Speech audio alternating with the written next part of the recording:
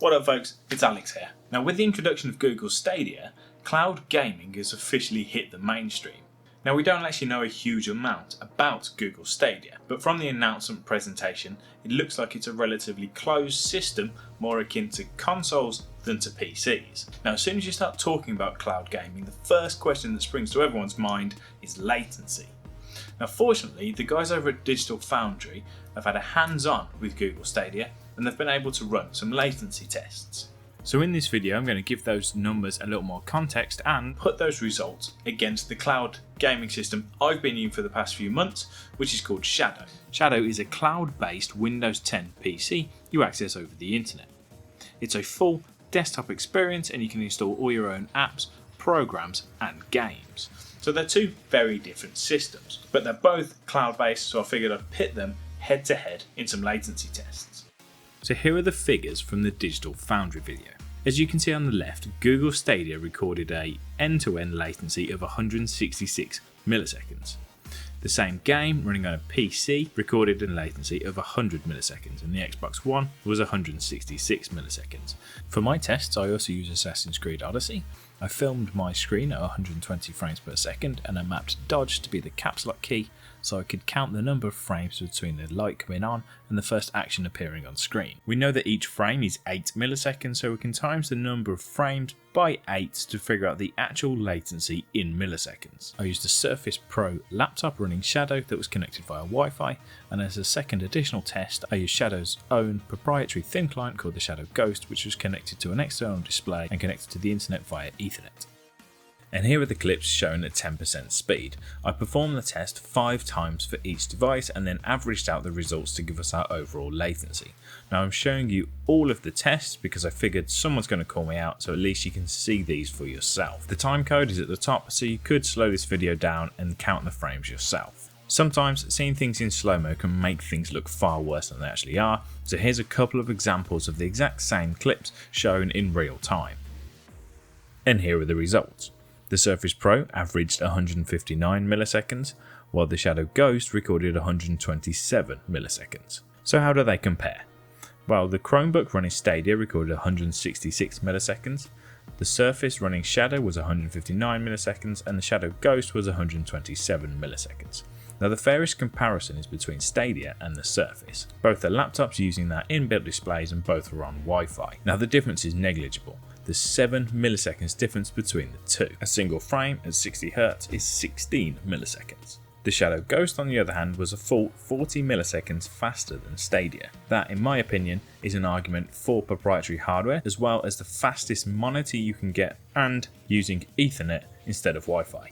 And here's a real quick gameplay clip just to show you some movement in the game.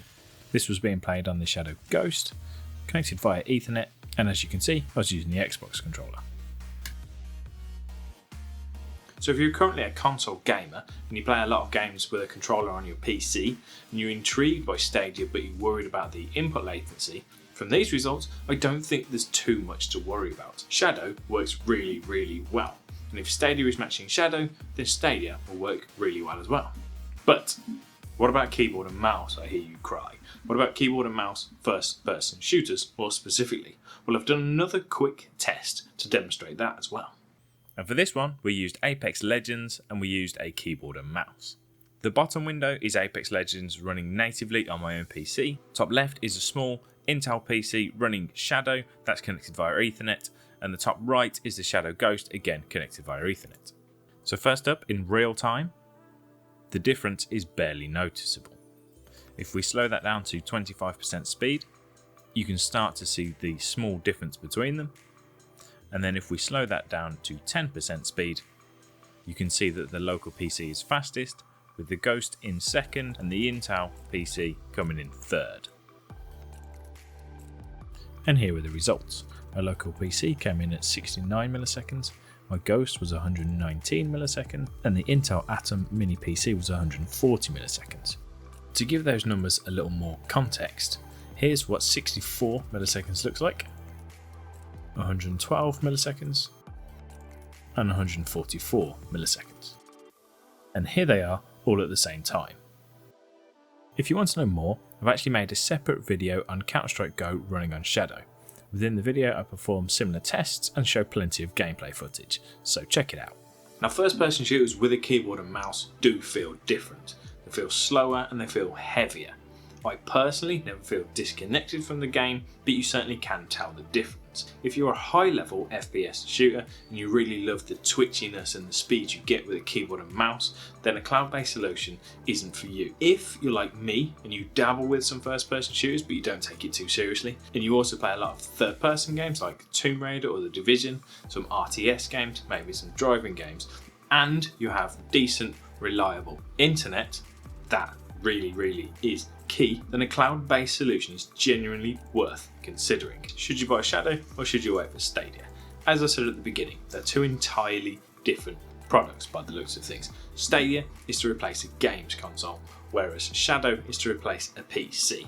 I use my Shadow to do much more than just gaming. I use it for general browsing as well as photo and video editing. It is, in my opinion, a more complete package, but it's also a little bit more niche. There's a link down below, so go have a look if you want to know more. There's also a discount code which will get you £10 off your first month.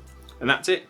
If your video was useful, give me a thumbs up. If you've got any comment or feedback, pop a comment below, and don't forget to subscribe for more good stuff. Thanks for watching. I'll see you next time.